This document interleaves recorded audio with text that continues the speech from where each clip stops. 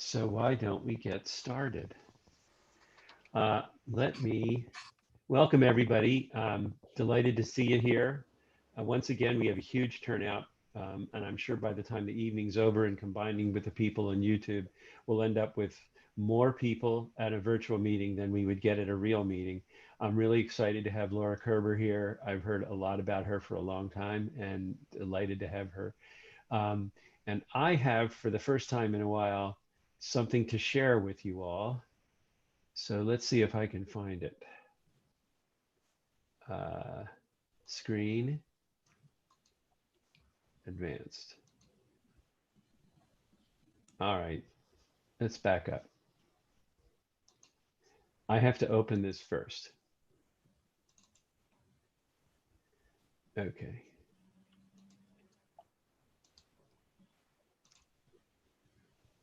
Here we go.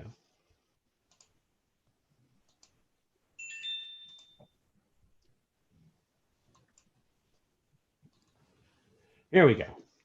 All right, folks. So this is called Throwing Stones. Come on, you got it. And basically it's about our friend Perseus. And why is he throwing stones at us? Perseus, you see him here in the classic Botticelli statue or sculpture, is holding the head of Medusa the Gorgon, he's rudely separated her head from the rest of her body. Medusa, you may remember, anybody who looked at her turned to stone. Perseus was the son of Zeus and Danae. He was a half god by birth, obviously, because Zeus is a god and Danae was just a good-looking nymph. He's the grandfather of Hercules, believe it or not. I didn't realize there was that lineage. You know, that was so long ago, it's hard to tell who's which generation, except that I know the Titans are older than the Olympians. Danae's father, Acrisius, had heard a prediction that he would be killed by his grandson. So he locks Danae in a bronze trunk to prevent her from ever being found or discovered or anything. Of course, Zeus can get through bronze trunks, just in case you didn't know that. So he manages to get Danae pregnant. And when Acrisius finds out that she's pregnant, notwithstanding what all the steps he took, he throws her into the sea. The chest lands on the island of Seraph, which is ruled by Polydectes. A young man named Dictys finds the chest, releases Danae and Perseus grows up in Dictys's house. Polydectes falls in love with Danae, but realizes the only way he's going to get to her is if she can get rid of her son. So he sends Perseus on a series of missions where he's, doing things like trying to slay the Gorgon. And of course, the plan is that Perseus will get killed doing any one of these stupid things. And then Polydectes will be able to go after Danae. But it's really not good to bet against Greek heroes.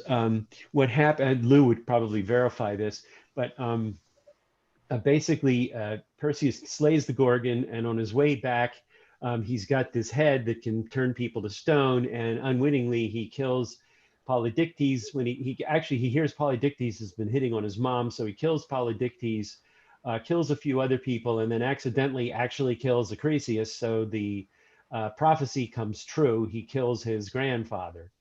One of the things he does is free Andromeda, who is being pursued by a sea monster whom Perseus also slays. Andromeda is the daughter of Cassiopeia.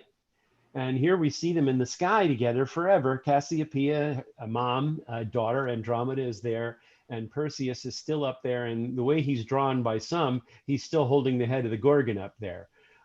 This is what it looks like in your sky, looking north. I think that's northeast.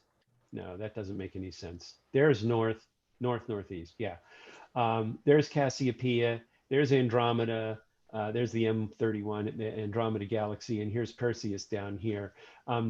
Perseus is just rising later in the night these days. So the Perseid meteor shower has already started, and it will persist until August 24th. It's from the path of Swift-Tuttle, which has a very eccentric orbit and a 133-year period. It goes from outside Pluto and all the way in. It will be back in 21, 26. So if you hang in there, that'll probably be a spectacular meteor shower in 2020, 21, 26. This meteor shower will be, the peak is going to be Monday, Tuesday, Wednesday night. And the best is going to be Tuesday morning. And I think the moon sets or rises around 1:30. So the really good time is going to be between like midnight and 1:30. Just to help you again with where it is, this is from Sky and Telescope just today. Here's the radiant. Here's Cassiopeia, Andromeda, and Perseus is right there. And that's his arm holding up the head of the Gorgon. And there's the radiant. And I just thought that just came into my mind, which is that answering the question, throwing stones, if you live with your mother-in-law forever, and there's Perseus, and there's Cassiopeia, and there's Andromeda, stuff's going to get thrown at you once in a while. And that's just, you know, life in the big city or life in the sky as it goes. So enjoy the Perseids next week. Hopefully the clouds will part and we'll get a couple hours of good viewing. So we're going to talk a little bit about our outreach. We have been busy, notwithstanding the pandemic. Janet called these slides pandemic outreach events. I don't know why anybody would want to do pandemic outreach, but we're doing astronomy outreach during a pandemic. I was going to rename that, but let me unmute Janet. And actually, since I'm sharing my screen, can you unmute Janet for me, Jeremy? And, I think I did it already. Oh, good. Why don't you take on these slides? Okay. All right. Hi, everybody. I'm Jan Rush. I'm the outreach chair. And we did manage to do an outreach event last month. So we went to Heidner Park in Worcester Township, which is actually where the tornado was touched down a couple of days ago. But we were there pre-tornado. And we had an event that was limited to 40 people. So we did register people. So it was different than the usual star party because we were very careful about the number of people that attended. We told them they'd have to wear a mask and that they had to bring their own lawn chairs and binoculars. And we had no telescopes because we didn't want to have any issues with sharing eyepieces. So people were quite distanced and we think it worked pretty well. You can see there, Al had a station that was, he put a poster up on his car and talked about the moon, the craters on the moon, the Apollo landing sites. And we like that idea because during twilight, after people arrive, you're waiting for it to get dark. You really need something for people to do. And so for the next event, which is on the 23rd, we're going to add a couple of more stations like that to do things until it gets dark.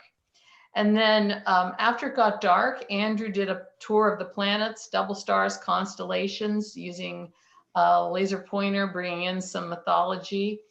And then we pointed out, Gary pointed out with his laser, the comet. And so a lot of people were able to see the comet with their binoculars. And I wanted to say also thanks to the other people who came out to work on this event with us. That was Gary and Tracy Trapezzano and Mike Tucker, as well as Al and Andrew. So anyway, we think it worked. The process worked pretty well. We felt safe, and I think our attendees felt safe, and we're going to try it again on the 23rd. There we are setting up on there people are setting up on the field. You see one of the family groups setting up their little camp. And everybody followed the rules and they did fine. Then one other thing we did was in the past we've participated in the Great American Campout, both at Temple Ambler and at Radnor. And this year, both groups went to a virtual event. So they asked us to help them with material. So we put together a series of video links and a little presentation about what to do to look at the sky while you're camping. And you can check it out at the link that's shown at the bottom there. And it's a good collection of beginner astronomy videos on YouTube, mostly without ads. So it's not a bad little collection that we might want to use for another purpose sometime. And the last thing we wanted to say is that, remember we were going to do an auction of equipment in April when it was canceled. And Jeremy has been patiently waiting to get the dog out of his living room. So we thought we would try to do an online version of that. And we're still talking about exactly how we'll accomplish it. But the reason I'm mentioning it now is that we'd really like you to, since it's been 6 months since you've thought about this, check through your closets and see if there's anything that you'd like to donate to the auction. And doing that is really simple. All you need to do is take a picture of it, send it to me, and write a little blurb about the object. It could be, 1 sentence. Make sure to mention the manufacturer and the condition if you want to. And we'll be figuring out how to get those, open up the auction to everybody that might be interested. And so stay tuned. All right. Thanks, Janet. So let's see. I'm trying to visualize us in the Radnor Township building. Brian, you're up. Okay, we have 2 new members this month, Michael D. Mario and Douglas Lentz. And I don't think they're here tonight, but let me just. Nope, I don't see him. I don't see him either, but welcome. And it's funny, we seem to keep gathering about 2 to 3 members each month, even though, during the pandemic. So that's a good thing. Yep, definitely. Great. Thanks, Brian. Lewis. Sure. Where'd you go? Hello.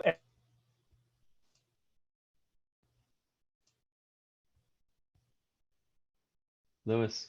Yeah, no, I unmuted myself and then you hit sorry. unmute and then it muted me. Okay. So I was very serious. I look forward every month to this meeting, and I know we're stuck in our own homes when we'd much rather be together if that was possible. So it's really great. I reached out to all of you last month about getting an update about names and info and other stuff, and we had a really great response. About 30 people reached back to me and said either they were good or gave me corrections. So I think that's going to be good, and we're going to be reaching out to the Astronomical League with an update for them based upon that data. So thank you very much. And other than that, there's a bunch of stuff in my garage and basement and stuff that I want to auction off. These are not my stuff; they're DVAA stuff, which we want to do. So hopefully we will do well. And it's some of them are really great scopes. They're just they haven't received the proper love they deserve. So thank you. Thanks, Lewis. And Lou, our newest cabinet member, astrophotography, you've been really busy. Care to tell us what's going on? Unmute yourself first.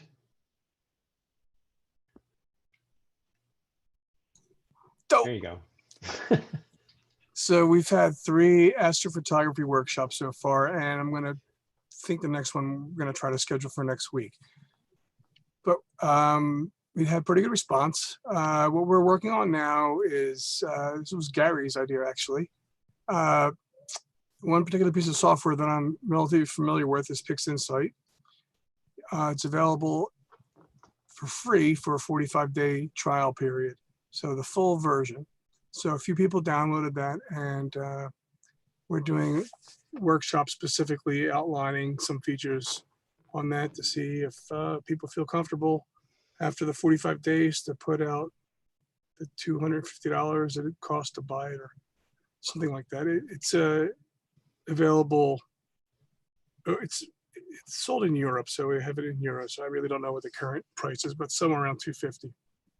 Some thinking on Monday or Tuesday, we're going to do a tutorial on how to deal with noise in data in the linear state. And I'm only going to cover that one subject. So if anybody's interested, one way to be sure of what's going on, just look on the calendar on a regular basis. I usually update it once or twice a week. The other way to find out what's happening is sign on to the forum. If anybody wants to know anything about astrophotography, sign on to the forum. If you have a question, post it in the forum. You know, I'll get emailed, and you can get your answer immediately. So. And when Lou talks about the forum, he's talking about the forum on the website, on the That's right. DVAA website through Club Express. You know what? Not the listserv. You know what? And you're making good use of that. You know what, Harold? Can we go through how to sign up on that? Can you walk us through it? No, if you can. I can do that. It's relatively simple, and I think there was something. Lou's going to share a screen and show us. Go ahead, Lou. There we go. There we go. So Lou's already signed in. Louis has already signed in.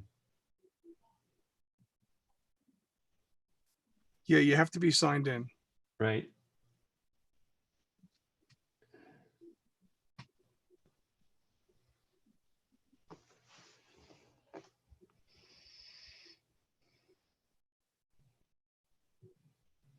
And then you go up to all the way on the right. Forums. Okay. Excellent. All you got to do is click on there. You can go in there and change your settings so that when there's a message posted, you can get notified when there's a new message. So you can know if there's news, you can go there and look. I try to post everything on here, links to all the workshops and any questions somebody else might have. Does anyone know if the forums support the Tapatalk platform? And a hush falls over the crowd. Okay. I guess I'll have to try and find that out. All right. That's a soft application that can do multiple forums. So if you're interested in the next workshop, which will be noise reduction, I'm probably going to have it on Monday or Tuesday. Just look at the calendar and register for the event. Fabulous. Thank you. Thanks, Lou. You really got up to speed quickly on that. Louis, you want to liberate us? I'm sorry. I thought I was unmuted for a second. I just want to say. Oh yeah, go. Yeah, I just want to say one more thing about the forum, and that is that you can go to my forum preferences, and Lou was saying how you could do things like do notifications, message delivery, send forum messages to my email and so forth like that. So that's where you can be set up. So I'm going to liberate you now. Thank you. All right. Nate, did you have anything you wanted to say about subsequent camping trips? Nope, I see your lips moving, but you're still muted. I don't know if we have anything scheduled, but because we don't right now, mainly because of the virus. Yeah. But if Frank is out there, I was thinking maybe we could do something small over at his place. So Frank, if you're out there, shoot me an email and let me know what you think. Okay. But I understand that even though I couldn't go up there this year, Cherry Springs went pretty well. So I'm glad to hear that. So thanks. Yeah, Roy wrote a great report about Cherry Springs. Yeah, he did. It's in the newsletter, and thank you, Roy, for writing that up. Thank you. Yeah. All right. Next comes Andrew with our observing report. All right. Let me share my screen.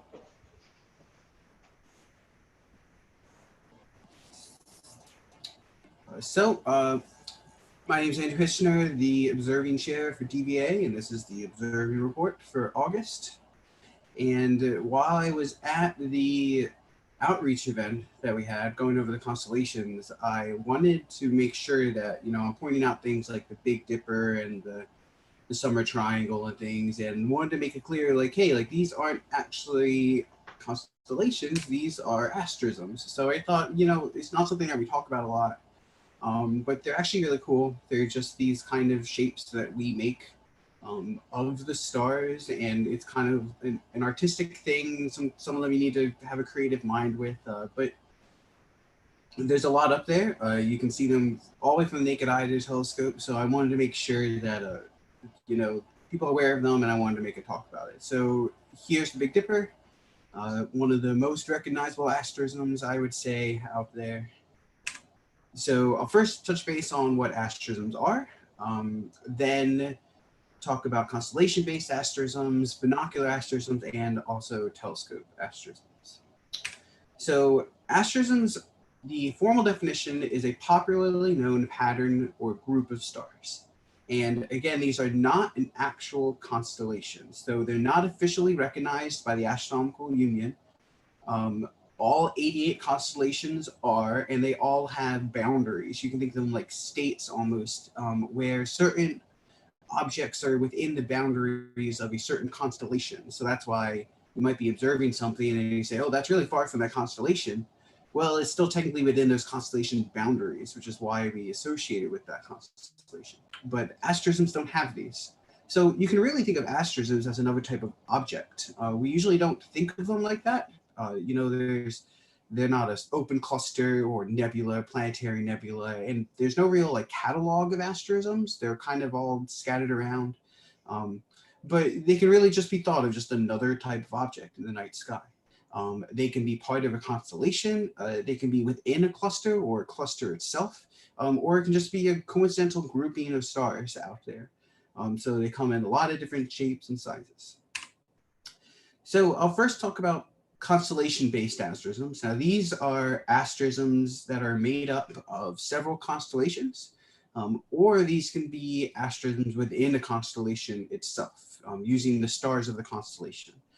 And then these are all going to be really big naked eye objects that you can see. And I mentioned one of them already, so the Summer Triangle. I call it the pizza slice too. Sometimes I get a little hungry out there. So they have Deneb down here, then Vega in Lyra, and then Altair in Aquila over here. And Deneb is actually also part of another asterism called the Northern Cross. So Cygnus, the whole constellation, the wings of the swan protrude about here, but if you stop at these stars, you can make the Northern Cross, the analogous of the Southern Cross or Crux in the Southern Hemisphere. Now we have the Summer Triangle, a very prominent asterism in the summer sky. That's how you know it's going to get warm out. We're going to see a lot of galaxies. And on the other side, we have the Winter Hexagon. So a little more stars involved. And of course, we have 7 stars in the Winter Hexagon. We have Sirius, the brightest star in the sky, Procyon, Pollux and Castor, Capella, Aldebaran, and Rigel. Now, an easy way to remember which one's Castor and which one's Pollux in the twins is to remember you go Procyon, Pollux, P and P, and then Castor and Capella, C and C. So that's how I usually remember, hey, is that Castor or Pollux? You can remember by the color, or I like to remember by that little trick there. So the Winter Hexagon, you can't see it right now, but it's also a very prominent asterism. So some other asterisms, we have the sickle in Leo Major. I like to think of it as a backwards question mark here, but it's technically named the sickle. We have the teapot, Sagittarius, with the steam rising up, being the Milky Way in the sky, and then the fishhook, which is the bottom of Scorpius. And you know you have a nice horizon when you can see the very bottom of this fishhook from our latitude. Over here, we have the ice cream cone in Brody's, or you can think of it as a kite. Again, I get a little hungry out there. I think of it as an ice cream cone, goes nicely with the pizza. We have Orion's belt, these 3 stars. Again, asterisms, all different shapes. It's just 3 stars, but we associate it in our minds with this picture of a hunter, and that is his belt. And then we have the sword also down here with the Great Orion Nebula. And then Cassiopeia, the big W in the sky as well. So those are all asterisms based on constellations. We don't have, or this isn't a complete list. There are lots out there, but these are just one of the ones that I wanted to pick up. So next, I'm going to talk about binocular asterisms. Now, binocular or telescope, it's hard to draw the line because, of course, you can get really big binoculars, and then there are very small telescopes. But asterisms, technically, they're usually in the larger scale of objects. So this is just how I chose to separate things. But if you have a pair of binoculars, try the ones that I say in the telescope section. And if you have telescopes, try the ones in this binocular section. But just know that you'll usually need a wide field of view and a lower power to see the whole thing. So I first wanted to point out, another really famous asterism, the coat hanger in Vulpecula. It's technically called Collinder 399. Collinder is a catalog of open clusters, and it's just this really nice array of blue and yellow stars. It's an upside down coat hanger in the sky. Next is Kemble's Cascade. So Kemble was an observer, and he actually pointed out a few asterisms. He's probably the closest to coming up with an actual asterism catalog. There are a few named after him. This is in our favorite circumpolar constellation that we very rarely go to as astronomers, Camelopardalis. And I practiced that one. Harold set the bar really high pronouncing all of those Greek god names. So I really wanted to get that one. I think I got it. So the Cascade is this really nice long trail of stars here. If you have a binocular that with a smaller field of view, you might need to go down here, and you can think of it as a waterfall leading you down to NGC 1502 down here, kind of the end of the waterfall. So it's a nice one. I like that. And then again, we have Kemble's Kite. This is in Cassiopeia. Here's the string here, and then we have the kite itself up here, followed by the string. So those are a few. Oh, here's another one. I forgot. The golf putter in Cassiopeia and a ball. So here's kind of like the Cascade. It's a line of stars. And then the putters comes out over here. And you can think of the ball, which is NGC 752. It's a pretty big ball. You might need a bigger putter for that guy. But maybe it's just these stars down here. So you need to use your imagination sometimes. But it's a nice grouping of stars. And Lambda. So Lambda Orion, which is this star right here, actually is a group of stars that make out the Greek letter lambda. So I see it, there's a few ways that you can see this. I looked at this for a while. I see it as kind of down here, and then like a line over here. Maybe it would be better rotated where this is the top and then the line comes down over here. But you can see a lambda, and you won't forget the name of this star because it's a lambda and the stars around it create a lambda. So it's kind of a coincidence. And all right, so moving on to telescope asterisms. Again, if you're going to look at these, you'll usually need a wider field of view, lower power to see the whole thing. So starting off with the 37 cluster is an NGC 2169 in Orion. So you can see the 3 here, and then the 7 over here. And this is in the Open Clusters program for the Astronomical League. It's actually very nice. I usually take a look at it if Orion's up. It's a pretty nice grouping of stars. Now we have Mini Cassiopeia in Draco.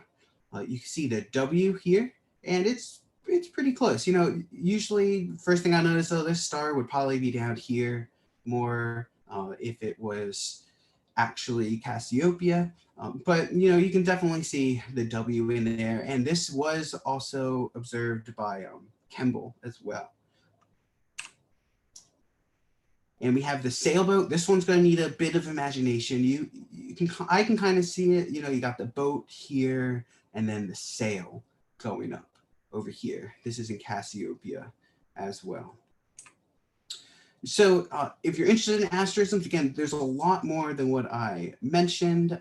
You can do the Asterism Observing Program with part of the Astronomical League, and it's pretty simple. Just observe and sketch 100 asterisms. And with most Astronomical League programs, except for the actual sketching one. You know, the sketch, do your best. We're astronomers, not artists, although some of you are both. You need to do 5 of these 100 to be naked eye, although there's, you know, I spent 3 slides on naked eye asterisms. There's a lot out there. This will be very easy to do. And no go-to telescopes. There are some telescope-specific asterisms on the list that you'll have to do. Most of them, though, this won't be a problem because you can do naked eye and or binoculars. So it's a fun one to do. It's also a nice one to do when you just want to go out there and observe. You don't want to wait for a new moon because most of them are pretty big and pretty prominent in the sky. And that's all I got for this one. Thank you. Thanks, Andrew. And unsure, there we go.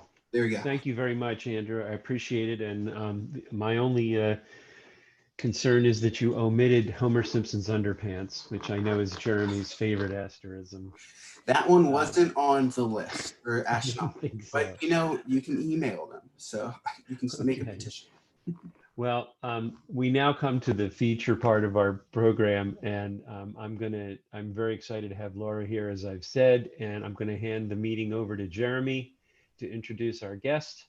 I would appreciate if everyone would mute themselves so that we've got maximum throughput, and we'll handle questions and stuff like that afterwards. Jeremy? All right, thanks a lot, Harold. And for those of you who are wondering, Homer Simpson's underwear is also known as Capricornus, and will be visible in the fall. Once you see it, you can see it. All right. So tonight's presentation is going to be a really interesting one. We're very happy to have Dr. Rover with us. She's a research scientist at Kemble, which are not close here. So are taking advantage of virtual meetings and getting some speakers from outside of our local area. So Laura did her PhD in geological sciences at Brown University and also has master's degrees in engineering and geological sciences. So she has a diverse research interests, including volcanology, wind or complex surfaces, the Martian climate, planetary atmospheres, and extraterrestrial cave environments, primarily with Mercury, Mars, and the Moon. She's as far as Odyssey, which has been in orbit around Mars since 2001. She's also the PI for the proposed moon diver mission, which will send an extreme terrain rover to the moon. Are people problem with my audio? I'm not sure what's going on here. Yeah, I'm getting real bad audio. All right. Yeah, for some reason my speaker's not working, so maybe my mic is out too. Anyway, tonight's presentation will be Dynamic Mars, to know the planet next door. So please join me in welcoming Laura.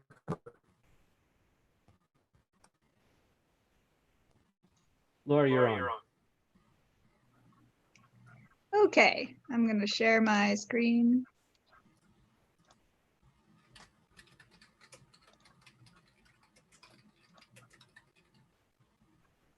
Okay, I think you can see that. So yeah, if you didn't hear some of what he said, I work at the Jet Propulsion Laboratory in Los Angeles, and I'm the deputy project scientist of Mars Odyssey, which has been in orbit around Mars since 2001. And my recent adventure is that I was the principal investigator for a mission concept that's called Moondiver that we proposed to the NASA Discovery Program. And so we wanted to send Moondiver to the moon to explore lava tubes on the moon. We found some holes on the moon that are, more than 400 feet deep. And we had a rappelling rover that we're going to send down into this hole to examine the sides of the hole. And so I study volcanoes, I study wind, I study extraterrestrial cave environments, and my main thing that I study has been Mars, but I also do some work on the moon and Mercury. So today I'm going to talk to you about Mars. I really wanted to talk to you about Mars today because, recently, just a few days ago, we sent up our most recent rover to Mars, the Perseverance rover, and that's going to arrive on Mars in February. And so we're super excited about that, and everyone was staying up actually in LA, they had an earthquake just a little bit before the launch. And so people were woken up by the earthquake, and then, a minute later, their alarms went off. So I think the Earth wanted us to know that the launch was happening so we wouldn't miss it. So these two images I have on here playing right now, the top one, there's a dust storm on Mars that was taken from orbit. You can see the dust kind of moving across the planet. And then the one on the bottom is a bunch of dust devils. Actually, I believe that's in Gale Crater. And this was kind of interesting because we had dust devils at many of our other roving landing sites, but when we got to Gale Crater, we didn't see any dust devils at first, and we thought, oh, that's so weird. We can feel the dust devils coming over with our pressure sensor, but we can't see any of them. As it turned out, we were just looking the wrong way. If you looked up Mount Sharp towards the top of the mountain, you wouldn't see any dust devils. And if you looked down towards the plain, there were a ton of them. So that was interesting. Here's a picture of me. That's at Johnson Space Center. I say I live in Pasadena. I work on Mars. Normally, the commute is pretty long to get all the way to Mars, but now that we're all working at home, I can do all my work at teleworking, just like everyone else. And I say, I'm a geologist, so the eternal struggle of a geologist is that the history of the Earth is like a lab book that somebody's written, but then torn most of the pages out of it. So you're always struggling to figure out what is in the pages that you're missing. And so the cool thing about planetary geology is that each planet preserves some part of solar system history that might not exist on other planets. So in the case of Mars, we have a lot of history in the very earliest part of the solar system that's completely obliterated on the Earth, and we don't have a chance to study. So I know some of you know Mars probably pretty well, and then other people don't know Mars as well. I'm going to point out some facts and features about Mars, and then I'm going to, kind of go into depth on some things, and you can ask me whatever questions you want. So this is the surface of Mars. This is an altitude map, and just some major things to point out. One is the hemispheric dichotomy. So Mars has a really strong lowlands in the northern hemisphere, and then it has really big highlands in the southern hemisphere. And still nobody has any idea why this is. Some of the theories are that you had a bunch of impacts that hit the northern hemisphere of Mars, and it just happens that they're all kind of in the same place. And so that's how you get that big thing. But there's other planets with hemispheric dichotomies. The moon has a hemispheric dichotomy, for example, the near side, far side dichotomy. Almost everything in the solar system, somebody will blame on a giant impact. So, oh, Mercury has a large core, must be a giant impact. Venus revolves backwards, must be a giant impact. The moon was formed, must be a giant impact. So it was probably a giant impact. Here's Olympus Mons, of course, the largest volcano in the solar system, and it's about the size of Arizona. That's pretty big. So it's, it looks like a really big volcano, and it's really, really tall. It pretty much sticks out into space. But the actual slopes is only 1 to 2 degrees. So if you're actually standing on it, you probably wouldn't realize you were on the side of a mountain anyway. Here is Valles Marineris, the largest canyon system in the solar system. Here's how big it is compared to the United States. It's a really large canyon. And then here's the Hellas Basin, which was probably used to be an enormous inland sea. And it's one of the largest well-preserved impact basins in the solar system. So here's some of the places that we've landed on Mars. I put all of the places that we've landed as stars. And then let's see, so we have the Viking landers back in the 1970s, and then most of these things have happened since the year 2000. Pathfinder was in the late 90s. And then if you're a fan of science fiction, I also put from The Martian, the Ares 3 landing site where Mark Watney landed. That's right up there near Pathfinder. And then Red Mars, the Red Mars, Green Mars, Blue Mars series, there's their little place where they're always hanging out is called Underhill, and I pointed that out with the arrow there. And I got this from the internet. This is was an interesting thing that this guy Kyle Hill made, and he plotted out the path of Mark Watney. So spoiler alert, if haven't watched it or read the book yet, then look away now. But so Mark Watney would have landed here at the Ares 3 landing site, and then Pathfinder is over here. And then Marth Vallis is, it's funny to read this book and to watch the movie because it's like I live here and somebody made a movie about my hometown all of a sudden because, oh yeah, I talk about Marth Vallis all the time. I'm like constantly looking at it, and some, you know, there's like a movie that actually takes place in the area you're talking about. So then the Ares 4 lander would have been here in Schiaparelli crater. And then, so here's some examples of the landing sites, that places we've landed. And you might look at them and say, wow, okay, Mars looks like pretty much a flat plane with a bunch of rocks on it. And I wanted to talk about that because here's the Viking lander, that's Pathfinder. And then over here we have Spirit, or Opportunity, Spirit, and Phoenix. And when you think about what geologists like versus what engineers like, this kind of explains why Mars always looks like a flat plane filled with like very tiny rocks. Because say if I was going to the Earth, I'm a geologist, I want to explore, this is the kind of place I would want to go to. Like, oh, wow, look at all those rocks. This is amazing. This is a picture I took in Argentina. And the engineers would say, what are you, crazy? We're not landing there. That's insane. Here's a picture. So Harold Goldner, his son Justin Goldner, we went to Iran together, and we dragged Justin out into the middle of this crazy desert in Iran. And so, you know, this is the kind of place that I would like to go if I went to Mars. Here's a tiny picture of one of our friends out in the middle of the dunes. So, you know, if I was trying to characterize what the Earth was like, I would go to a mountain-rich region. I would go to a desert. I'd go to, this is a picture I took in Antarctica, near the McMurdo Dry Valleys. This is an ice fall. And then here, Hawaii, I would go to a tropical jungle. I would go to as many places that were as different as I possibly could go. But I think if I were an engineer, I would say, what about this lovely place? This is a picture I took in Inner Mongolia. This is the Gobi Desert. Like, hey, this is nice and flat. It's so easy to land here. Like, this is the perfect place. So if you only landed in those sorts of places, you would kind of think that the entire Earth looked like a parking lot. And the biggest, you can even tell the difference here, like for Viking, and Pathfinder, we didn't have images good enough to know how many rocks there were where we were going. And so you can see this big change when we finally got images to figure out where were the places with the least rocks possible. Then we started landing there instead of the places we had been landing, because these places we had been landing were kind of dangerous. So we've been kind of pushing the envelope and saying like, hey, can you go to places that have a bit more topography and a few more rocks to look at from the geological perspective? So just to give a little overview of Mars, here's the size of Mars compared to the Earth. The surface area of Mars is about the same as the surface area of the continents of the Earth. So I like to think, if you're thinking about exploring Mars, imagine that there is an Earth for which every continent remains unexplored. And that's the sort of landmass you're looking at on the New World. And then here's some of my favorite pictures if you're in the market for abstract art.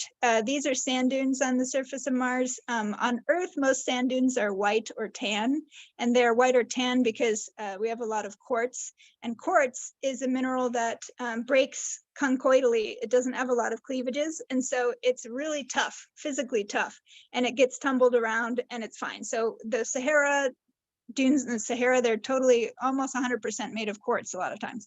On Mars, we don't have a lot of quartz because quartz requires plate tectonics and things that get recycled a bunch of times. Mars is mostly made out of basalt. And so we get sand dunes that are made out of basaltic minerals, especially olivine. Olivine is a mineral that's very easy to break down with water, but it's very hard to break down physically. Physically very strong, just like quartz. And so you end up with these sand dunes that are black and sort of greenish.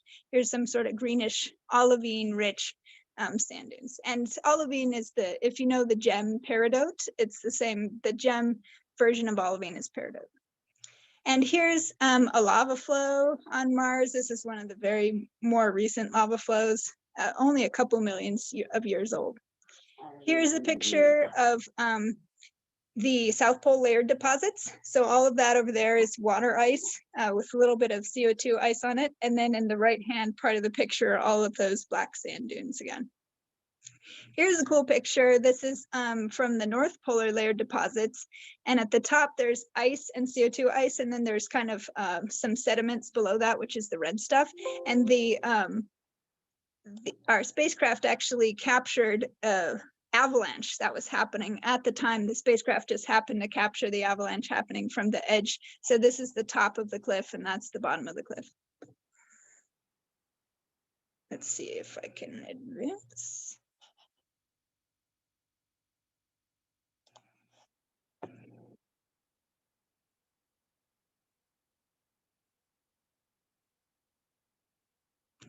Okay, yeah, so this picture you might think is quite interesting. Here's a crater on Mars in Meridiani Planum, and you see all these little lines at the top, and those are all tracks from our Opportunity rover. So every time you see a little node here, it's where Opportunity was turning around in place, and then it went all the way around the edges of this crater. One very interesting sort of non-Earth-like process that happens on Mars is these geysers that we get near the South Pole. So what happens in the winter, CO2 from the atmosphere condenses on the pole, and then it kind of builds up over the winter. And then in the spring, it starts to sublime. And what you get is very clear pieces of CO2 ice, and underneath them is black sand. And the sun shines through the ice and starts heating up the black sand. And so pressure builds up at the bottom of the ice, and then eventually breaks through the ice, and then black sand comes out and goes all over the place. And we call them, the results of them we call spiders, and they're kind of a very beautiful, there's actually a citizen science effort that going into mapping all of these spiders all over the South Pole. And other beautiful things having to do with the CO2 spring, these are sand dunes near the North Pole, and you get the white CO2, and then you get the salmon colored dust, and then the black sand dunes. And so when the sand dunes are saltating forward, all the avalanches on their sides where they're moving towards are super black, and you get these sort of Dalmatian dunes that come every spring. And here's another, this is my favorite like abstract Mars image. Here's a bunch of those kind of Dalmatian dunes, all covered in CO2 that's slowly subliming in the springtime. Here's an interesting terrain. It's called the Swiss cheese terrain for obvious reasons. And this is all CO2 ice. And there's little imperfections that form in the CO2 ice, and they form nuclei for sublimation of CO2. And then it grows throughout the seasons. And this is actually, they call it a secular process. So this is happening year to year. This CO2 ice is going away. So it's part of a very multi-year climate change on Mars. So here's some examples throughout the years. They took different pictures of the same area, and they can see this Swiss cheese terrain is slowly growing. So where is this CO2 going? It's probably going, I mean, it goes into the atmosphere, and ultimately it'll probably end up at the other pole, at the North Pole. Here's something that I wrote a paper about recently. These are huge, they look like a spider web or something, but they're big walls of basalt. And so what we think happened was that there was a bunch of mesas, and they were all fractures, kind of big fractures going everywhere. And then lava just filled up all of the fractures. And then as it erodes, it just leaves this spider web. So the closest example we have to this on Earth is the Shiprock dike. This is out in Arizona. And so it's just like a big blade of lava rock. Except for the case on Mars, these blade-like walls are more than 50 meters tall. So I always say if there was some kind of national park system on Mars, I definitely think this one would be in it, and would be the favorite of all the rock climbers around. Here's a really far away version of the same features. So this was a very interesting thing to find. It looks like a big alligator to me. Here's another weird thing. You know, I think people think that the Mars scientists know everything about Mars history. There's a lot of stuff we have just absolutely no idea what it is. And one of those things is the taffy terrain. The taffy terrain looks kind of like if you had a lot of salt tectonics, kind of like they have on the floor of the Gulf of Mexico, for example. But you know, we never get to see the Gulf of Mexico exposed. This is at the bottom of Hellas Basin. So it used to be a giant sea, and now it's all gone. And we have this totally bizarre terrain. Really, very few people write papers about this because they just don't know what it is. So as time has gone on, our dreams have come true. Our very smart engineers have made it possible for us to land in smaller and smaller ellipses. And so this particular ellipse for the Curiosity rover in 2011, it actually landed almost, was it 8 years ago or something they were saying? So it's near a mountain. And so it's been making its way up this mountain, which is called Mount Sharp, over the past 8 years and looking at everything as it goes along. And so that's very exciting. And then, of course, as I was telling you, the Perseverance rover just launched. It's going to be landing in February, and I'll tell you a little bit later in the talk what it's going to be looking at. I wanted to tell you a little bit about what it's taking with it. It has a mass cam with a zoom lens, which we've never had before. It has a super cam, which is, you know, Curiosity has a similar thing called chem, which is a laser that shoots like a laser out at a rock and vaporizes it, and then measures the spectra of the dust that comes out, and then it figures out what the composition of the rock is. The EE cams are engineering cameras. META is a meteorology station. MOXIE is really cool. It's a in situ resource utilization, as they call it, device, which makes oxygen from the CO2 in the atmosphere. And so the idea is that they wanted to test, can we make oxygen, so that in the future they can try and make oxygen for astronauts. The RIMFAX is a ground penetrating radar that's going to see layers under the surface. We have the power source on the back here, which is the nuclear power source. We have the this is for the samples. And so Mars 2020's big goal is to collect a bunch of samples in tiny little tubes. And then later we're going to retrieve those samples and bring them all the way back to the Earth. So Mars 2020 is the first step in a 3-mission long sample return campaign that we're just getting started on. Then on the arm here, we have, I'm going to try and, okay, turn the sound off. On the arm here, we have a couple instruments. We have the drill that collects the samples. We have Sherlock and Pixel, who are, those instruments were both made at JPL. So I feel very connected to them. They're both made in my building. Sherlock is a Raman spectrometer. It does composition of things. And then Pixel is actually an X-ray spectrometer. So it gets the elemental composition of the surface. And interestingly enough, when they were testing Pixel in the basement of our building, it would make this really high-pitched whistle, like this crazy, like mechanical nightingale sound at the back of the building all the time. So you could always tell when the testing was on because it would make this crazy sound. And then one day I heard the sound when I was all the way across the other side of lab. And I thought, well, this is very weird because Pixel's not anywhere near here. What is this sound? And as it turned out, it was like a grackle that had imitated the Pixel testing sound and was singing it on the other side of lab. So I thought that was interesting. Here's a picture that somebody on the internet took of the launch of Perseverance rover. They took it from the air, which was pretty cool. And the other cool thing we have on Perseverance rover is we have a little helicopter. It's like a dual rotor helicopter. It's a tiny little, well, it's not tiny. It's compared to a person, it's pretty big, but it's the first time we would ever fly a rotorcraft on another planet. And so that's pretty exciting. It's just a tech demo, so it doesn't have any particular goals except for to go up in the air, take a bunch of pictures and come back down. But we have a lot of plans for the future to like increase the amount of rotorcraft that we send to other planets. So now I'm going to tell you a little bit about the history of Mars. I call it a tragedy in 3 acts because the history of Mars, it's kind of like how a planet that seemed really nice went kind of wrong. So in the ancient days, we call it the Noachian period after Noah. It's like so old that it's Noachian, you know. And so Mars was a lovely place with rivers. And so I included this animated GIF of a meandering river on the Earth that was taken over the last 30 years or so. And so it's leaving all these meanders as it's going along. This is in the Amazon. And then here's a similar meander on Mars that got preserved all this time in the Eberswalde region. And so Mars was a nice place. It seems like it rained. It seems like there were lakes that filled up with water and then emptied out the other side. It was raining. So, you know, it was a nice place at some point. Here's another animated GIF. This is of the desert Southwest, and you can see sort of the draining of this lake. I think this is Lake Mead.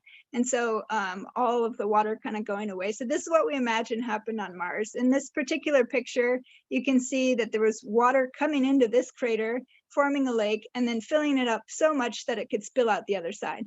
So that's a way that we can figure out how much water was filling some of these lakes. And we know it had to be enough to come out the other side. So this brings us to Jezero Crater. Jezero Crater is the landing site of the Perseverance rover. And up in the corner, I have a picture of the whole Jezero Crater. It is one of these kind of lakes that has both an inlet and an outlet.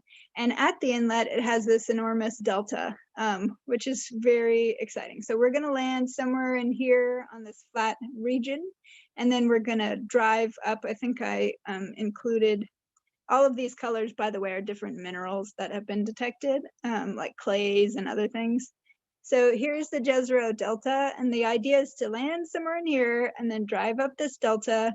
And then we had this kind of compromise because a lot of other people wanted a site to land in that was outside Jezero by a bit, you know, maybe like 50 kilometers away or so. No, I think it was 30 kilometers away.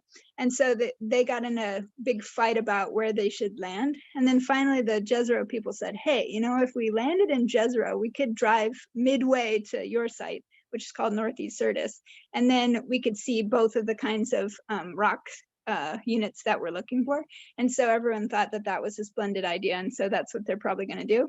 The other good thing about Midway is that, of course, it's gonna collect all these samples. Then we have to send another mission to go grab the samples and blast off into orbit. And so we had to choose a place where this rover is gonna end up in a spot where it's possible to land. And Midway was a place that was possible to land. So that everyone is super excited about that. This whole thing should, you know, take place over a number of years. And then we'll send the mission to go get it maybe in 2026 or 2028. So the thing that, you know, you think, okay, the cool thing about Jezero is that we're gonna sample and bring back rocks in the time period when it was most possible for Mars to host life. And we're gonna go look in a lake environment, in a delta environment, which is really a good place to preserve the signs of life.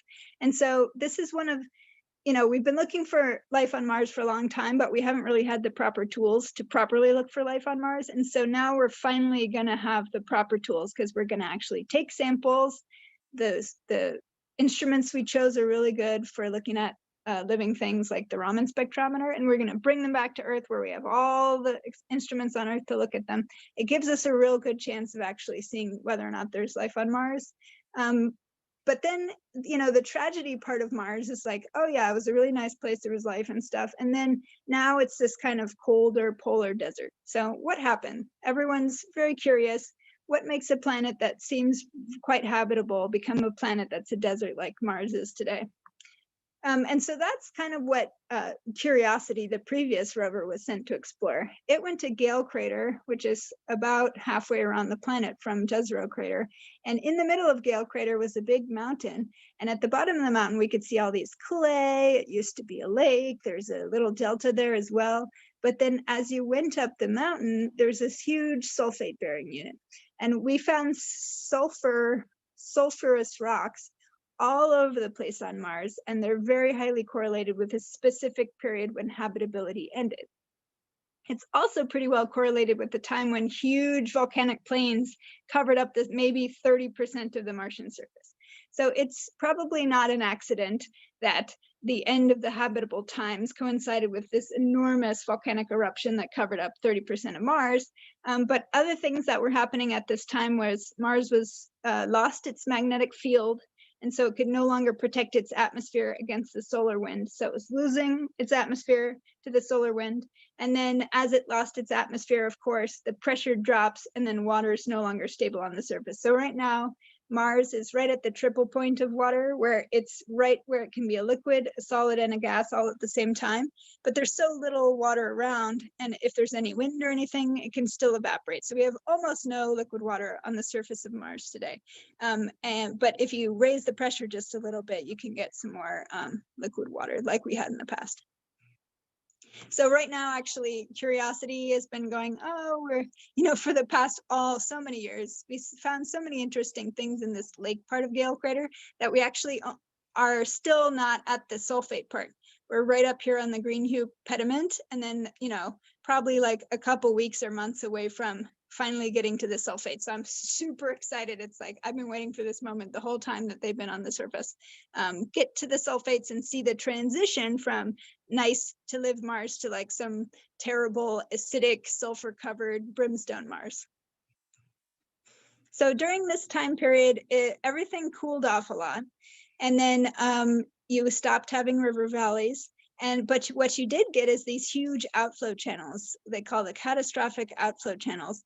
And these come out of fissures in the ground. And it's just a catastrophic flood that comes out of fissure in the ground. So there's two theories about how these came to be. One, that you started freezing the top of the Martian surface into a cryosphere.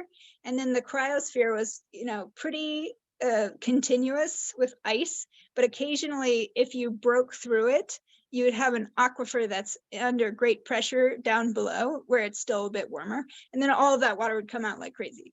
And then the other theory that I'm actually partisan to is that this isn't a water flood at all, but it's just a flood of extremely fluid lavas. And they were not part of they were not like part of the dying wet Mars. They're more like part of the reason why Mars was dying.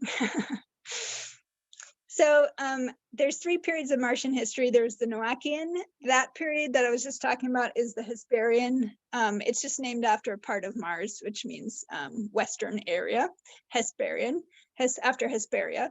And then the last time is the Amazonian period. And that's actually the longest period of Martian history from about 3 billion years ago to today.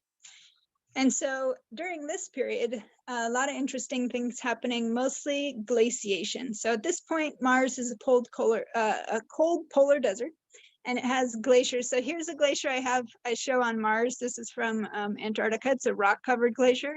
And then this is a glacier that we have on Mars. Yeah, this is Earth, this is Mars. And so we have glaciation all over the place. I just wanted to show you this video, if I can make it work. Oh. I don't know if that's working for you guys, but this is an animated GIF that shows how those glacier features get formed. They kind of, if you ever want to look at the coolest animated GIFs ever, Google Earth has a thing called Google Earth Engine, and it's basically a 30-year time lapse of the Earth's surface, but it's on the Google Earth platform, so you can zoom into anywhere you want. So you can see islands forming off the coast of Cape Cod, and you can see, desertification or cutting down the Amazon rainforest if you want to. I don't look at that stuff, but then you can see like sand dunes moving. It's fascinating. And if you go to the poles, you can see all the glaciers moving. And so what's been happening over the last 3 billion years is basically Mars moves around. It has a really strong obliquity. Right now, Mars has about the same tilt as the Earth. It's about 25 degrees, and the Earth is 23.5. And so Mars happens to be sort of close to us, but Mars is, while the Earth's axis stays pretty close to where it is now, and the movements that it does make cause ice ages and stuff, Mars just wobbles drastically. So you can see these are two graphs showing the obliquity of the Earth not changing that much, and the obliquity of Mars, which changes hugely. And the reason for this is that Earth has a moon that actually keeps it from wobbling too much. Mars doesn't have a moon, so it's kind of tugged back and forth by the orbits of the other planets, and it can go up to 60 degrees obliquity. And when that happens, all the ice that's currently at the Martian poles comes down to the equator, and then it'll go back to the poles. So you have all this weird glaciation going on. So in 2015, what is Mars like today? I wanted to sort of bring us into the present of Mars. In 2015, we had a workshop where we talked about if we did move to Mars and we tried to make a base there, where would we where would we want to settle? And so everyone put in a proposal was where they wanted to settle. And this was the place that I wanted to go. These features here are called yardangs. So in that picture that I showed of Justin Goldner in the desert, those were yardangs on the Earth. And these yardangs on Mars, they're wind eroded hills. So wind blows all the time from the same direction. It forms these aerodynamic shapes called yardangs. But these can be 100 meters tall. They're really tall features. So I said, oh, okay, what I propose is that we land at the edge of these yardangs, and then, there's still a lot of radiation risk on Mars, and you want to protect the people from the radiation. So why don't you burrow into the sides of these yardings and build your cities in there? And then you don't have to live underground, but you're still going to be protected from the radiation from most of the angles that you would worry about. And then you kind of have an endless, and this is a huge sheet of volcanic ash, you'd have an endless place where you can burrow here and there and make warrens of places to live. And, you know, as you explore either direction, you can make caches of food and little places. And so this was my spot that I proposed.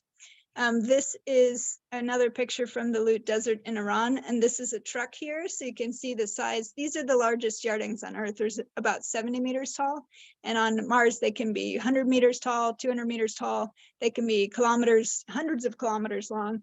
They're really enormous. And here's an example. I went to China to see some yardings, and I was delighted to find that people were already living in them. So if you imagine your little Martian home, this might be what it'd be like. Here's the people's doors inside the side of this yarding. This is all like old lake sediments they're building it in. And they actually have, you know, brooms for the dust, and they have a little satellite dish to talk to their home with. So that's the perfect analog.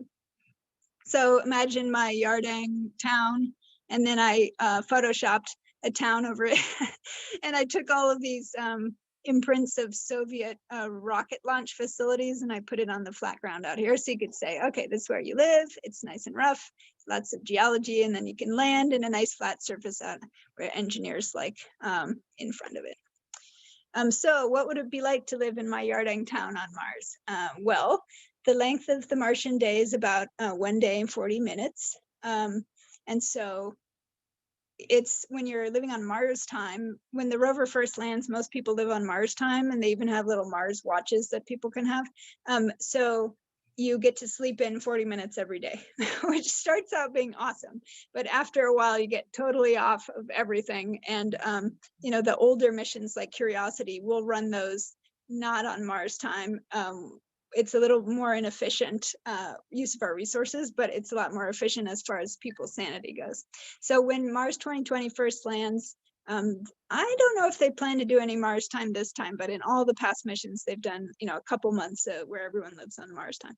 Then the length of the year, you know, it's about twice the Earth year. And so if you live there, then you'd have a birthday only once every 2 years, so you'd be half as old as you are now, which is nice. And you'd only weigh, you know, like about a third of what you weigh now, because the gravity of Mars is only 3.7 kilograms per second squared. And then the lighting, the sun is about 40% as bright. So it's actually not too bad. And it can be cloudy on Mars, but it's not usually that cloudy. So what would it look like in your yarding house? I think people think that space stations would be very slick and smooth with like panels that you can't even see, but that's usually not the case. I just like to show this image of my advisor's office.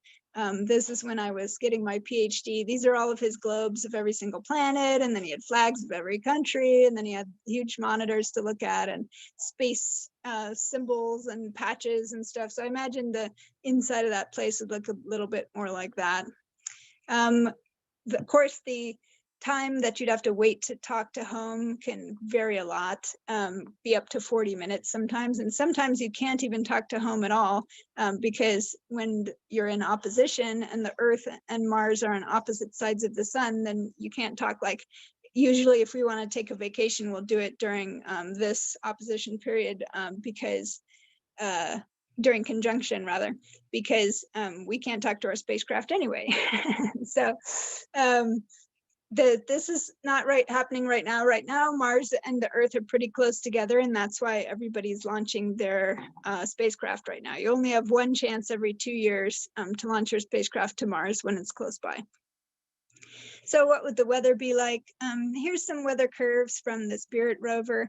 It's actually at Curiosity, it's gotten over 70 degrees on our thermometers. That's Fahrenheit, so like 20 something degrees Celsius. And so it's actually not that bad during the day. Sometimes, okay, it can go down to like, 0 Fahrenheit. But then that's the nighttime that really gets you. The atmosphere is really thin. It doesn't hold heat well. It doesn't have good thermal inertia. And so at night it gets down to like -100 Fahrenheit. Very cold.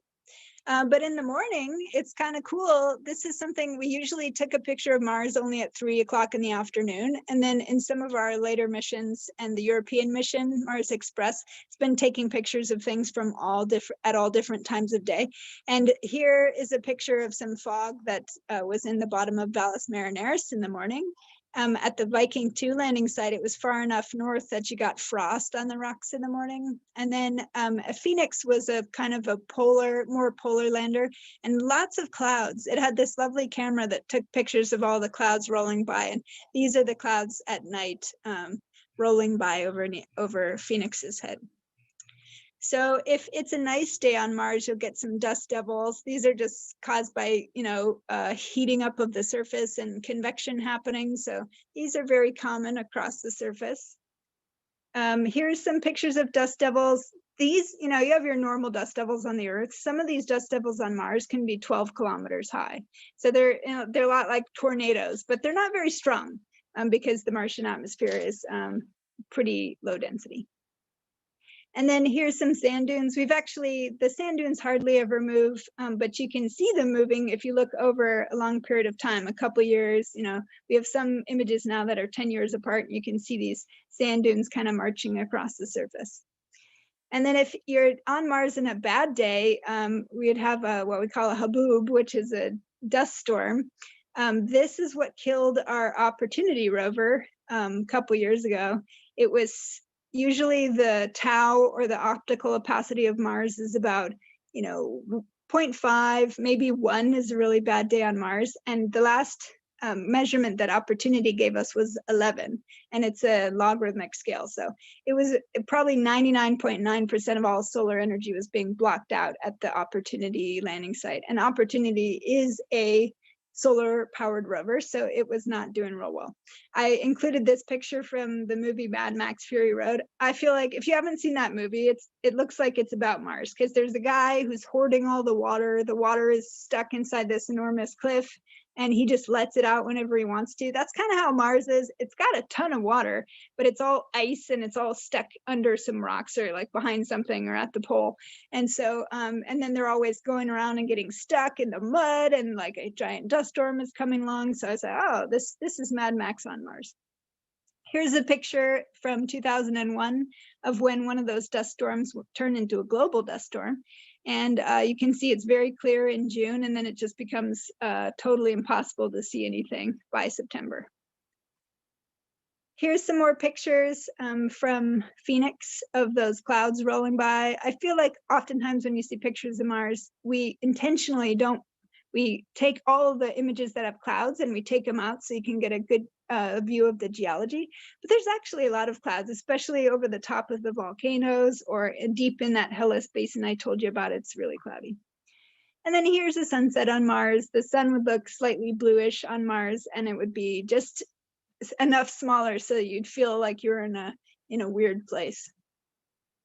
If you were out at night, of course, you could see most of the stars that we usually see. It was really funny because we were on this telecon and we were trying to figure out how astronauts would navigate on the surface of Mars. And then, people were saying, oh, we're going to need a fleet of GPS satellites and stuff. Like, how are they going to know where they are? And then someone said, like, well, could they just use the stars to navigate? And everyone was like, oh, yeah, I think they could. And so here you would see a beautiful sky of stars, of course, but then, it's kind of dusty in the atmosphere of Mars, so that would affect it. And then we have the two moons, Phobos and Deimos. Phobos is way smaller than our moon, but it's also way, way closer to the surface of Mars than our moon is. And so the apparent size in the sky is actually, it's maybe like a quarter of the size of our moon. And then it goes across the sky every day a bunch of times. It only takes 4 hours to go across the sky because it has an 8-hour total orbit. And so you'll see it rising in the west and setting in the east. So this is a picture. I wanted to sum up and talk a little bit about the future of Mars exploration. This is a beautiful picture of Valles Marineris that was taken by the Indian spacecraft. It was called the Mars Orbiting Mission, or MOM is what we called it. And so the Indian spacecraft was really great, came there a couple years ago and took a bunch of good pictures. And then coming up, so far, the only people that have landed on Mars successfully is the United States. There's been a lot of tries by other countries, and so far they've failed. We've had a lot of successful orbiters from other countries. We have the Indian one, we have 2 European satellites that are around Mars right now. One of them just got there pretty recently and it's taken amazing data. And so, but then a lot of people are coming. It's like the democratization of Mars going on, or the internationalization of Mars. So one of the big ones is the United Arab Emirates just launched a big satellite that's going to go and orbit around Mars. And this was a partnership with the University of Colorado, actually. And so the University of Colorado, that's where this was built, but in partnership with the UAE. It's called HOPE. And then the other one that just launched was the Chinese one. The Chinese, you know, have never been to Mars so far, but it's go big or go home. They sent an orbiter, they sent a lander, and then on the lander is a rover. And so that should be landing next year as well. And then Mars 2020, which I told you just launched. And then the Europeans have a rover. It's a coordinated effort with the Russians. So the Russians are building the lander and the Europeans have this rover, and it's called the ExoMars rover. It was supposed to launch also in the same time period in 2020, but it bumped to 2022. And then in 2024, there's the Japanese mission called MMX, which is a mission to the Martian moons. So it's going to be a Phobos sample return, which is very exciting. So there's tons of stuff going on Mars, and it's all very exciting. So with that, I'll leave you with my photoshopped version of some astronaut being on Mars, and I'll take any questions that you have. Jeremy, if your audio is good, why don't you handle the questions?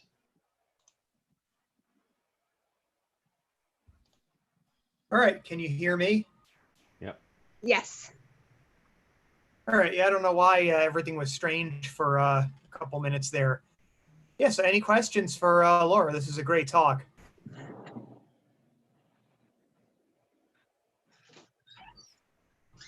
Should we just talk or chat? Yeah, you can do it either way. You can talk. Okay. Mike Tucker here. Very, very good talk. You talk very fast. People say I talk fast and talk even faster than I do. The pictures were absolutely incredible. The ones from the landers themselves were obvious and very good, but the ones that really got me excited were the high angle shots. From what craft were they taken? So most of the ones I showed were taken from the Mars Reconnaissance Orbiter, and that one got there in 2006, I believe. And that one has a thing called high rise, and it takes pictures at a resolution of 30 centimeters per pixel. So you could see a dinner plate on Mars. It's amazing. It's a huge telescope. And actually there's a thing called High Wish, and you can go to a website and you can request that they take a picture of anywhere of Mars that you want. And then they'll take it. It usually takes about 6 months for them to target your spot. And then you'll get an email saying like, hey, we took your picture of Mars. And so I put them in there all the time. And then it's such a delight when I get an email back saying like, hey, they took your picture of Mars, and anyone can do it. It's super fun. Yeah, so High Wish is the name of the site, and High Rise is the camera. Thank you. Laura, I had a question. In a lot of science fiction, you hear about, like the Red Mars series, you read about terraforming.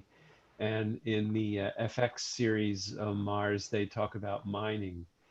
As a geologist, how realistic are either of those prospects, terraforming or is there anything there to really mine? I'll start with mining. Mining, you know, there's nothing so valuable on Mars that you would mine it to bring it back to the Earth. There are some asteroids out there that are high in platinum or other really precious metals that people would think they might be valuable enough to go and mine and then sell on the Earth. On Mars, you can mine things. There's tons of iron. There's, you know, other sorts of interesting minerals. There's probably less stuff like gold and all of that on the surface of Mars, just because how it's usually concentrated on Earth.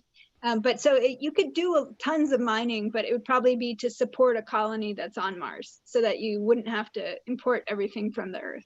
And people are working pretty hard on that. Like the number one thing people are trying to get is water, because you can make rocket fuel out of water, and then you can also drink the water, and you can make oxygen and all this kind of stuff. And so they're focused in on the polar caps and the places above 40 degrees latitude that have glaciers and stuff like that.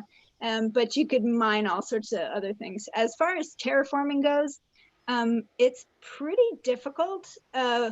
What you would have to try and do is get the pressure of Mars to be greater. And there's some ways you can do that, like on the south pole of Mars, there's a big ice cap. And recently they discovered that usually in the winter, there's CO2, and then there's a water ice cap. And then there's actually more CO2 that's hidden under there that they didn't know about. And they think if you drilled through the water ice cap and liberated that CO2 from where it's trapped underneath, you could maybe double the pressure of Mars. But you know, Mars is only 6 millibars. If you doubled it, it would be 12 millibars. You need it to be more than about 50 millibars in order for a human being to go outside without a pressure suit on. And so you still have a long way to go before, like, where are you going to get all that pressure?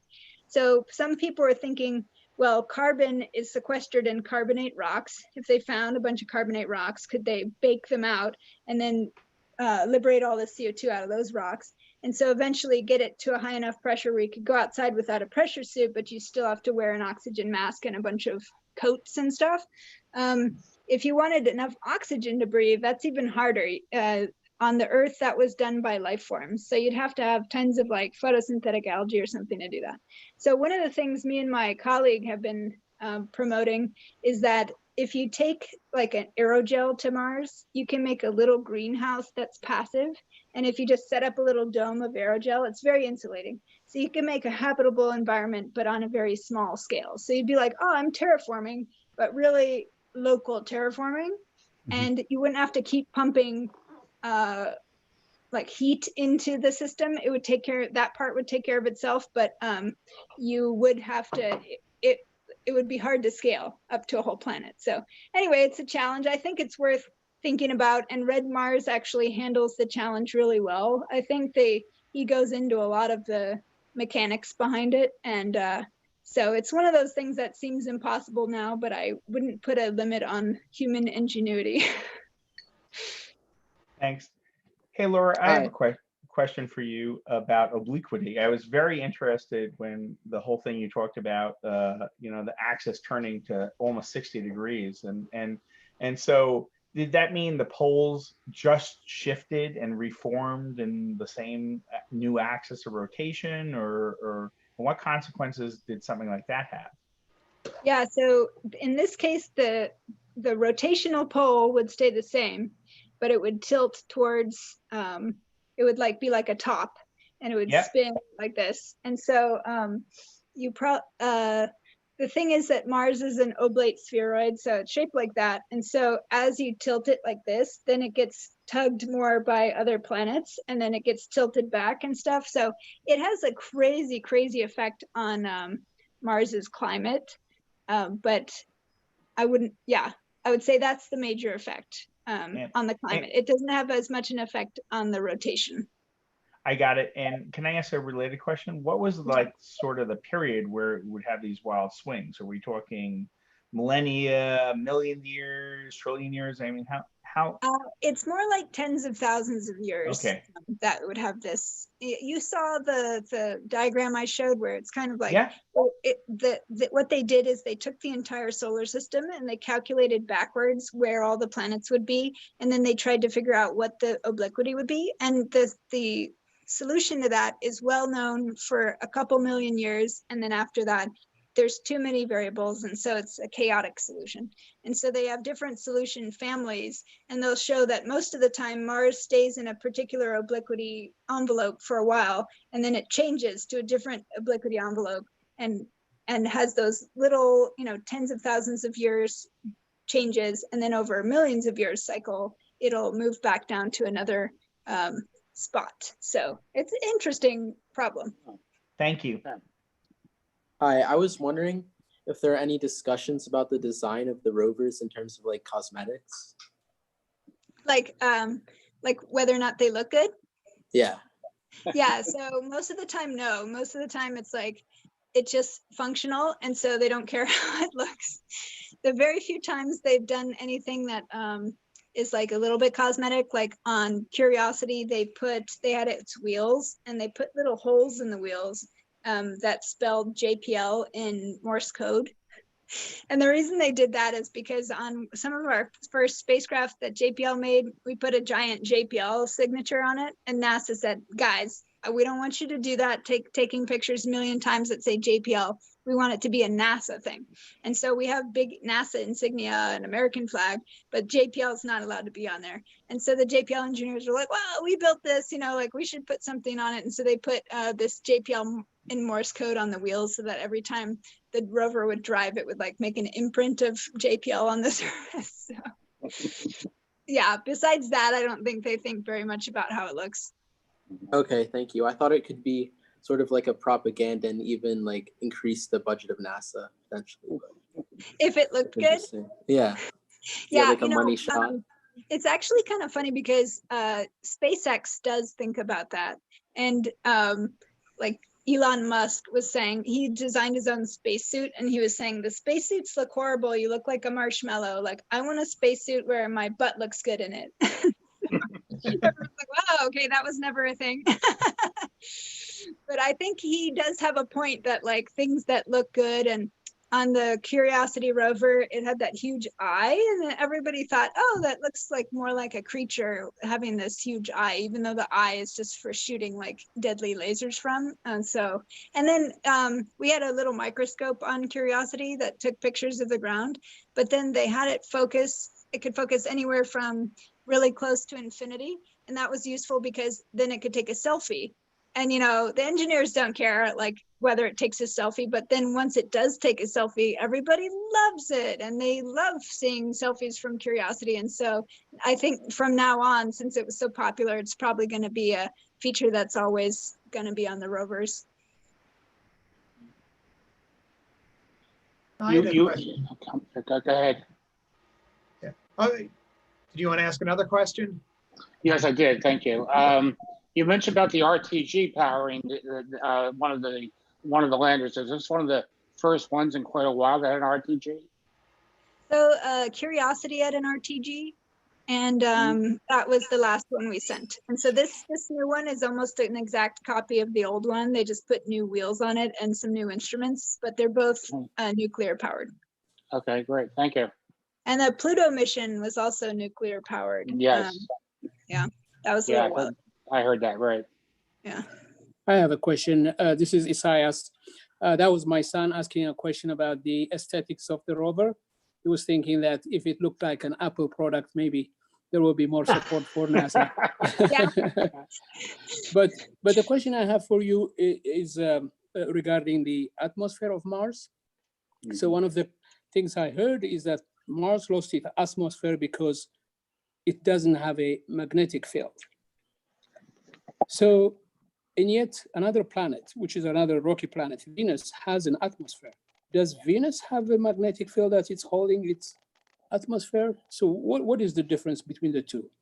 Yeah, that's a great question. So Venus does not have a magnetic field. Mercury has a magnetic field and has no atmosphere. Venus has this enormous atmosphere, and yet it doesn't have a magnetic field. Then the Earth has, pretty thick atmosphere and a magnetic field. Mars, used to have a magnetic field, but no longer does.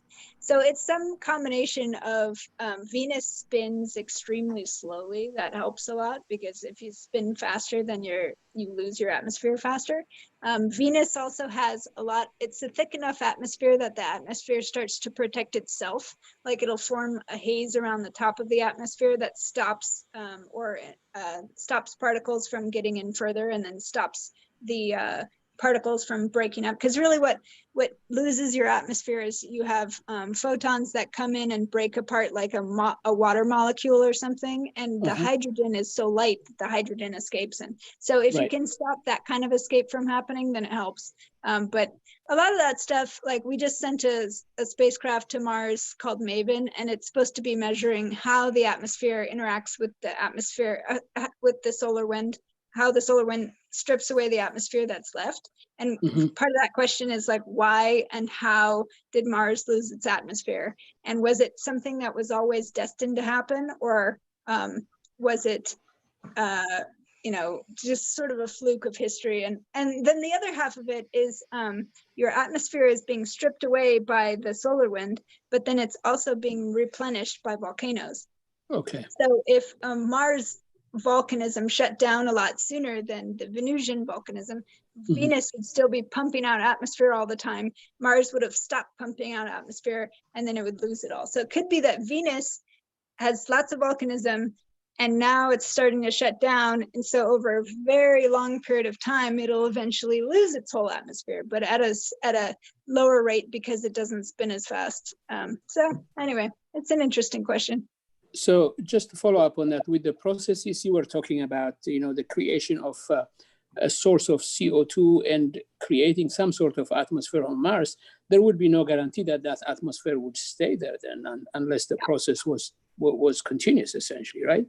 Yeah, you'd have to make the atmosphere very quickly, and then you would probably lose it pretty slowly on the scale of human lifetimes. And so you just have to play with the rate there, because eventually you would lose it all again. Right, right. Thank you. Thank you very much. I had a question. Are Go there ahead. plans to do research on, so I found it intriguing that the top of Olympus Mons is actually in space. So are there any plans for NASA to do research on what are the effects of having some kind of obviously terrestrial land actually in space? Yeah, I mean, it's kind of interesting. So, you know, Mars, it's like a fall off of atmosphere, like exponentially as you go up, there's less and less atmosphere. So Olympus Mons is so tall that it's effectively out in space. There's still a little atmosphere around it and everything. But it's kind of interesting because it still has some things about Mars, like dust will be deposited on its summit, but then it shares a lot of similarities with places like the moon or Mercury, where all of the geology is constantly exposed to space because there is no atmosphere at all. So we definitely study that kind of stuff, micrometeorites and things, space weathering that happens when solar wind hits the surface. And so they would probably be, Olympus Mons would be somewhere between what it's like on the rest of Mars and on what it's like on the moon. Thanks. A question I had about these underground habitations or building like inside these caves. So now on the Earth, if you go deep into the ground or deep into a cave, you get to a typical temperature about 55 degrees or so. What's that temperature on Mars? That's a good question. I don't know what it is on Mars. On the moon, on the moon it changes with latitude, but it's about it's actually about minus 15 C. So on Mars, I imagine it would be like, you know, it's basically the annual average temperature. So it's whatever I showed for Spirit during the day, and then during the night, like during the day it was like 70 degrees and during the night it was minus 100 or something. So it'd be some kind of near zero temperature. So still very cold then, not... Yeah, it'd be cold. You know, the deeper you go down, of course, at some point you're hitting the geothermal gradient. And so near surface caves on Earth, they're the annual average temperature. As you go deeper and deeper, then it gets hotter and hotter, like at the bottom of a really deep mine. So we've never actually measured the geothermal heat flux on Mars. We imagine it to be much, much less than the Earth's because Mars doesn't have active volcanism. But we have a lander right now on the surface called InSight, which has been measuring, it has a seismometer and measures earthquakes. And I don't know if you've read about it, but it has this probe called the Mole, which is a secondary instrument. And it's supposed to like hammer down into the ground about 15 meters and then take that measurement of how hot it is as you go down. And it just had a lot of technical issues with hammering it in. They hit a rock or something. And so it's taken months, but they're finally got it all the way under the surface now, so they're really hopeful that they might actually be able to do their experiments. So we'll figure out more about that soon. But yeah, it's it depends on latitude, because of course the annual average temperature depends on latitude. If you had a cave somewhere near the equator, it would be a lot nicer down there than near the pole. Thanks. There are other questions? Yes, you mentioned that there's no volcanism now. So did the volcanism occur during the heavy bombardment or the late heavy bombardment period, or did it occur from upwelling of the core, let's say the core or the near core of Mars spilling onto the surface?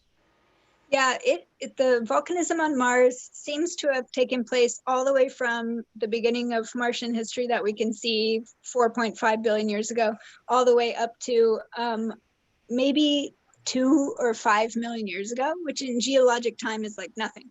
So we think it's still possible that Mars is volcanologically active, but we've never observed it. And my mission Odyssey has a thermal camera, and we've never seen like a thermal hotspot on Mars or something, but it's possible that we just don't have good enough resolution for that. So when we see a volcano like Olympus Mons, a cool thing to know about it is that if you add up Hawaii, all the Hawaiian Islands, and the underwater seamount chain, right, all together, that's about the volume of Olympus Mons. Right. And so Olympus Mons is probably just a plume, like you were talking about, coming up from the core boundary and then feeding this volcano. But since there's no plate tectonics moving the plates over the surface, instead of making a trail of volcanoes, you just make one giant volcano. And so that's probably hotspot, right? yeah. So that's probably happened over the history of Mars. I see. Thank you. There's a I question. have a question. I have a question. Why is the sulfur region so important in terms of the transition? Well, so what we see about 2006, there was a paper written because the European spacecraft Mars Express went into orbit a couple years before that, and then it took spectra that could let us figure out what minerals were on the surface for the first time. And so we started seeing clay, and we started seeing sulfur minerals, and then we would see like rusty ferrous oxide minerals. And it became clear that all of the clays were really old, from the time period of the river valleys.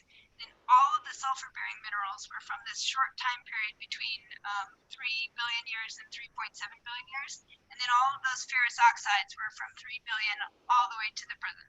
And so that made us wonder, what does this sulfur period, this interlude, have to do with the changing habitability of Mars? Like, did you have an enormous volcanic eruption and then the sulfur I wrote a paper about it recently, that sulfur would have cooled the surface dramatically, and then maybe the Martian hydrosphere just never recovered from that event. So people are trying to figure out, why were you making clays, which is what you make when you have lots of water, and then suddenly you're only making sulfates? Does that contain the clue of Mars' habitable demise? I see. Thank you. Laura, we lost your mic, but we had your phone, so we still had audio. We just sounded a little teeny there for a sec.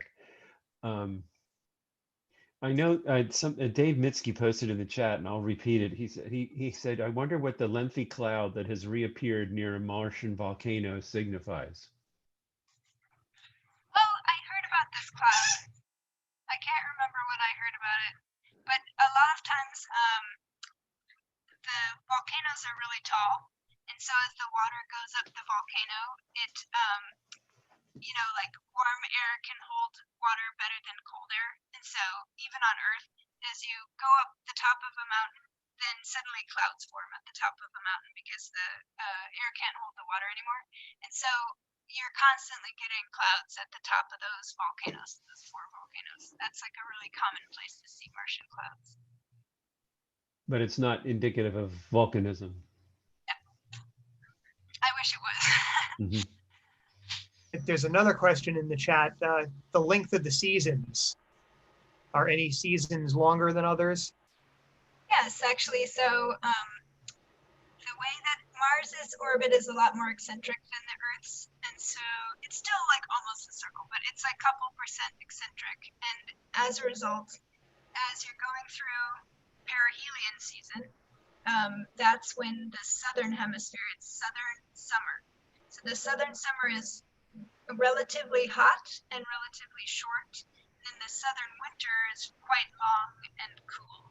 And the result of that on the surface of Mars is that when it's hot in the southern summer, you get tons of dust devils, and then the dust devils pick up lots of dust, and that's the dust storm season. And if you get the global dust storms and stuff, they're almost invariably, they start in the southern hemisphere during that sort of like hot, short summer.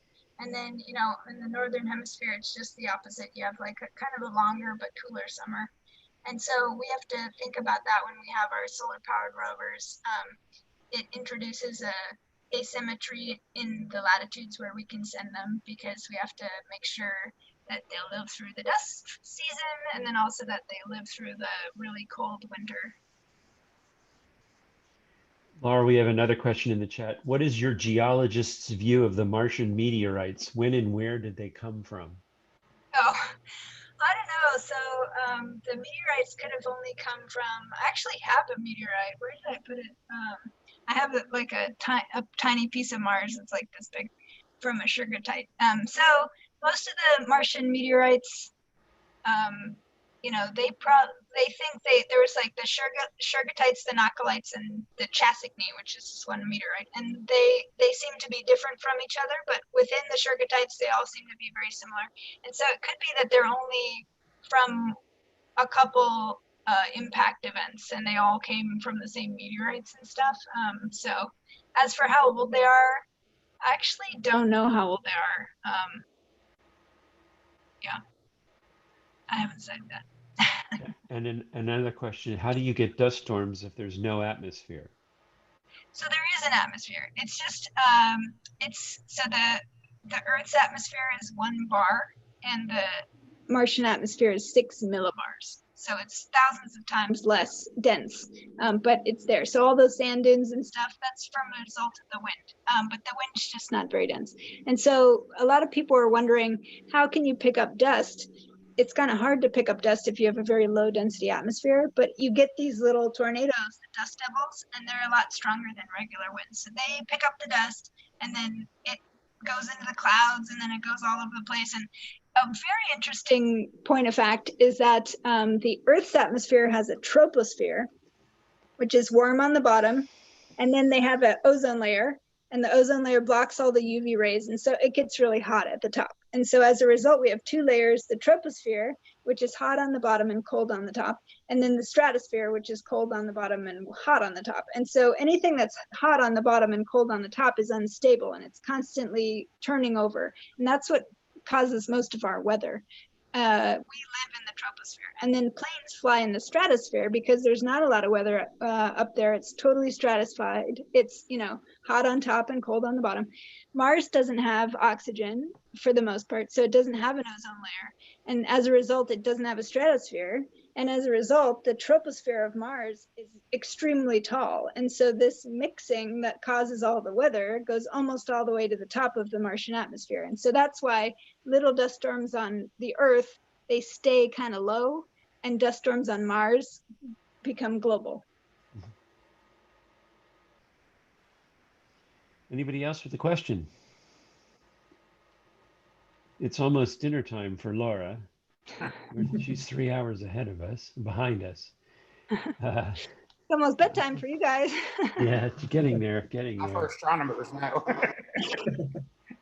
Well, Laura, I want to thank you. It's been a real treat. I know some of the stuff you talked about in Iran, Justin tried to explain to me, but that's a musician trying to explain things to a lawyer and not a geologist. So it was very interesting to hear it from you directly, and great. So glad you could join us on Zoom. Yeah, so glad to join you guys. We typically, if there's nothing for the good of the organization, people tend to hang out on Zoom as long as they want to. We typically end the YouTube broadcast, ending the PG section of the program. So Jeremy, I'll wait for you to give the green light on that. All right, let's stop the live stream. So we're going to end